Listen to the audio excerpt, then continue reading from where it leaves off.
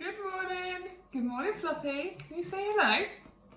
Today, our sound we are looking for around the house is k. Can you have it go and saying k? Floppy, can you? Well done. Let's go have a look around the house for anything with a k sound in. What can you smell, Floppy?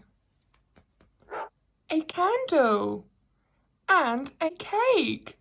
The k sound is at the beginning of the word. What are you doing, Floppy? You're drinking from a cup. K, up. The k sound is at the beginning of the word. Can you have a go at writing that at home? Floppy, what's the matter? Why are you barking? It's a cat. K, at, cat.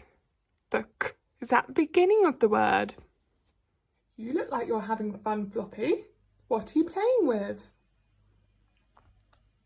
Cards. The k sound is at the beginning of the word. Cards. Floppy, are you ready to write? Let's practice our new sound we have learnt today. K. We push around and pull around. Push around, pull around, like a caterpillar. Let's try write a word that we have found today. How about cup? K, a,